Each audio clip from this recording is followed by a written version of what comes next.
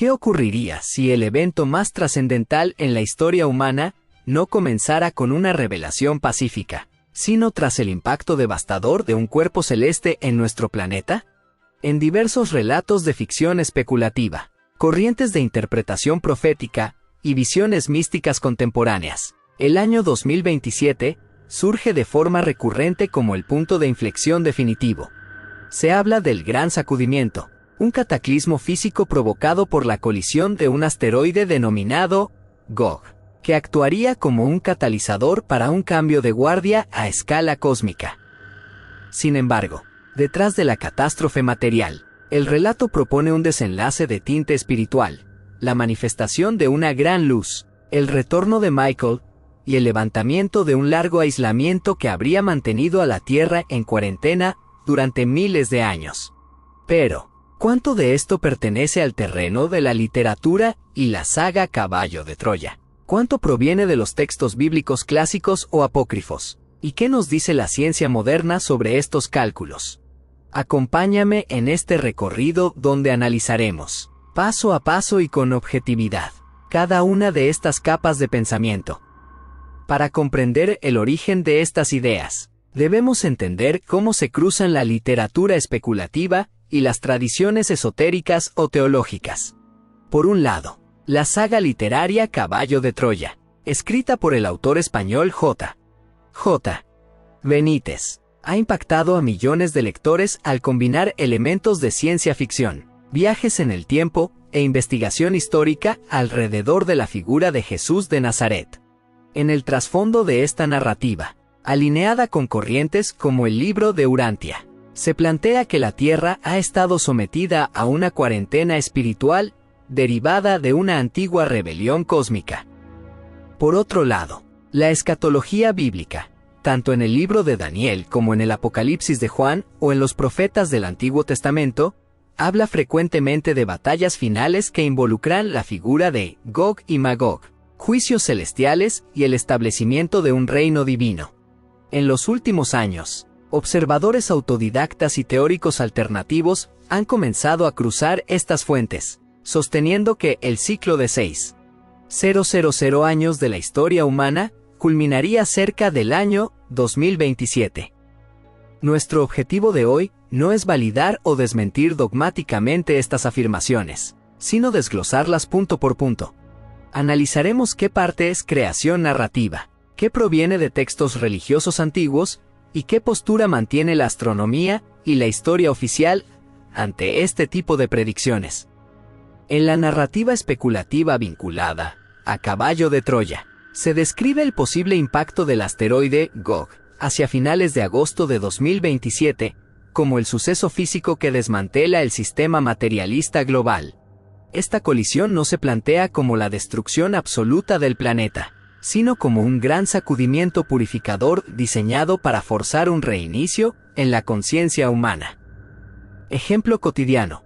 Piensa en un corte masivo de energía eléctrica y red celular a nivel mundial. En cuestión de segundos, la infraestructura económica moderna se detiene, obligando a las personas a volcarse hacia lo esencial. Análisis de fuente.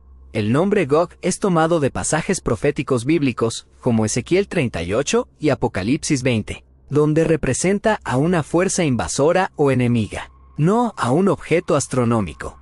La asociación directa entre Gog y un asteroide con fecha exacta en 2027 pertenece al ámbito de la especulación moderna y la literatura.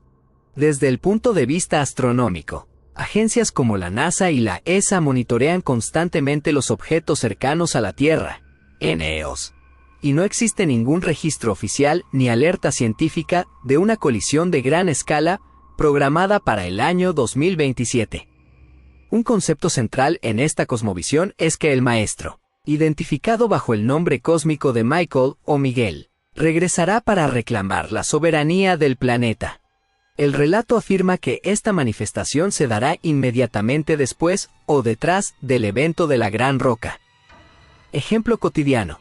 Es semejante a cuando un capitán regresa a una embarcación a la deriva justo después de que una gran tormenta ha despojado al barco de sus antiguos e ineficientes mandos. Análisis de fuente. La idea del regreso del Mesías es un pilar fundamental de la tradición teológica, judía y cristiana, conocida en el cristianismo como la parusía. Sin embargo, la nomenclatura que identifica a Jesús con el arcángel Miguel o con un hijo creador llamado Michael proviene de textos esotéricos del siglo XX como el Libro de Urantia y se integra en el universo temático de Caballo de Troya. El Nuevo Testamento bíblico menciona que el regreso será visible, pero afirma explícitamente en pasajes como Mateo 24 que el día y la hora nadie lo sabe, lo cual choca con cualquier intento de fijar una fecha precisa en el calendario solar. El relato describe que, tras la agitación inicial, se manifestará la Or Gadol, expresión hebrea para gran luz. Este fenómeno simboliza el levantamiento de una cuarentena planetaria, impuesta sobre la Tierra hace aproximadamente 200,000 años como consecuencia de una rebelión cósmica. La manifestación de esta luz significaría la reconexión de la humanidad con el resto del universo habitado. Ejemplo cotidiano. Imagina un país que ha permanecido bajo un bloqueo de comunicaciones y fronteras cerradas durante décadas y que, de repente, recibe acceso pleno a la red de información global y al comercio internacional. Análisis de fuente. La frase Or Gadol aparece en escritos proféticos antiguos, como Isaías 9:2. El pueblo que caminaba en tinieblas vio una gran luz, donde posee un significado poético y mesiánico de salvación espiritual. Sin embargo, la idea de una cuarentena planetaria, impuesta por jerarquías celestiales sobre la Tierra, debido a conflictos interdimensionales, forma parte de la ficción literaria y el pensamiento New Age. No existen manuscritos históricos ni evidencias arqueológicas que respalden la existencia de este aislamiento físico o galáctico en términos científicos. Dentro de esta estructura profética, se afirma que Michael no regresará solo, sino acompañado por una Trinidad paraíso ungida, compuesta por figuras históricas y espirituales como Moisés, Jesús y Elías. Se les atribuye la función de reordenar la voluntad divina, resucitar a los justos y guiar a los supervivientes en una nueva etapa. Ejemplo cotidiano. Funciona de manera idéntica a un comité de reestructuración o junta fundadora que asume el mando de una organización en crisis para restaurar sus estatutos originales.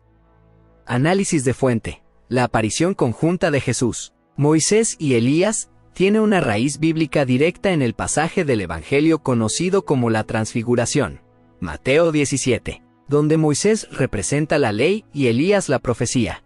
No obstante, el término Trinidad paraíso, aplicado a este grupo de tres figuras, no es una doctrina cristiana tradicional, donde la Trinidad consiste estrictamente en Padre, Hijo y Espíritu Santo, sino una construcción sincrética que mezcla terminología de cosmología esotérica contemporánea con elementos bíblicos e influjos de literatura apócrifa sobre el ascenso de los profetas al cielo.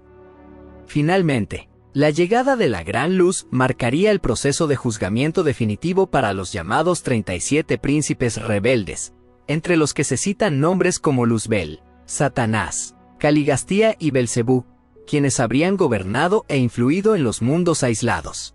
Este acto cerraría el ciclo de cautiverio espiritual de la raza humana. Ejemplo cotidiano. Es el equivalente jurídico a un tribunal internacional que juzga y destituye a los antiguos administradores de un territorio tras el fin de un extenso conflicto armado. Análisis de fuente. La caída de ángeles rebeldes y su confinamiento previo al juicio final se encuentra ampliamente desarrollada en la literatura apócrifa, intertestamentaria, muy especialmente en el libro de Enoc, así como en epístolas bíblicas como Judas y 2 Pedro. Sin embargo, la cifra específica de 37 príncipes y la inclusión de nombres como Caligastía provienen explícitamente de la mitología del libro de Urantia, posteriormente popularizada en obras de ficción especulativa. La teología bíblica convencional trata a Satanás y Belcebú bajo distintas interpretaciones simbólicas o demoniológicas, sin respaldar la lista de gobernantes planetarios ni las fechas de finalización expuestas. Para entender la diferencia entre estas capas de información sin confundirnos, utilicemos una analogía sencilla. imaginemos la historia de la humanidad como un gran edificio residencial. Las fuentes históricas y la ciencia verificada son la estructura física del edificio, los ladrillos, las tuberías, el concreto y las leyes de la física que impiden que el techo se caiga. La tradición teológica bíblica representa el reglamento interno de convivencia dado por el arquitecto original. Enseña cómo vivir en armonía, advierte sobre las consecuencias de dañar la propiedad y promete que el dueño regresará a inspeccionar el lugar. Por su parte, los textos apócrifos y la ficción especulativa como Caballo de Troya o los relatos de 2027 son como las fascinantes historias que cuentan los vecinos por las noches, relatos sobre los antiguos constructores, pasadizos secretos ocultos tras los muros y leyendas sobre el día en que las luces de toda la ciudad se encenderán al mismo tiempo. Todas estas partes conviven, pero es crucial no confundir la leyenda del pasadizo con el plano estructural del arquitecto. 1. ¿Es el año 2027 una fecha confirmada por la Biblia para el fin de los tiempos? No. En los textos bíblicos del Nuevo Testamento, no existe ninguna mención al año 2027. De hecho, pasajes como Mateo 2:4-3-6 señalan enfáticamente que nadie conoce el día ni la hora del fin. Las fechas específicas surgen de interpretaciones modernas, cálculos sobre el calendario esenio o cruces con relatos de ficción especulativa. 2. ¿Existe alguna prueba científica del impacto del asteroide Gog en 2027? No existe ninguna evidencia ni alerta astronómica. La NASA, la Agencia Espacial Europea, ESA, y la Comunidad Astronómica Internacional rastrean miles de objetos cercanos a la Tierra. Ningún cuerpo masivo registrado como Gog tiene trayectoria de colisión confirmada con nuestro planeta para ese año. 3. ¿De dónde provienen los nombres como Caligastía o la cifra de los 37 príncipes? Estos nombres y cifras no pertenecen a la Biblia ni a los manuscritos del Mar Muerto. Su origen directo está en el libro de Urantia, publicado a mediados del siglo XX, y fueron tomados y reelaborados dentro de la literatura de ficción y divulgación alternativa de autores como J. Benítez. 4. ¿Qué significa Or Gadol en su contexto original? Or Gadol es una expresión en idioma hebreo que se traduce literalmente como gran luz. En el contexto del Antiguo Testamento, como en el libro del profeta Isaías, se utiliza como un símbolo espiritual de esperanza, restauración y conocimiento divino, no como una radiación o fenómeno cósmico físico. El relato del gran sacudimiento para el año 2027, el impacto de Gog, el retorno de Michael y la llegada de la gran luz, constituyen una narrativa fascinante que conmueve el espíritu y despierta la imaginación.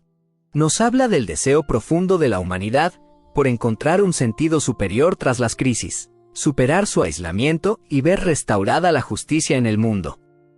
Sin embargo, como buscadores e investigadores autodidactas, nuestro deber es mantener siempre la serenidad y la claridad mental.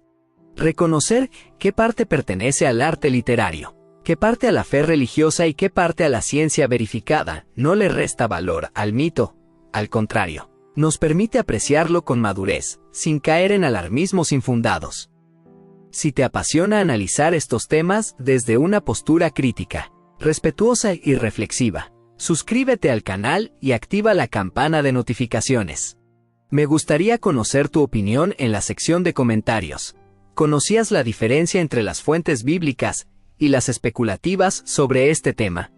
Comparte tu punto de vista para que sigamos aprendiendo juntos en la próxima investigación. Hasta la próxima.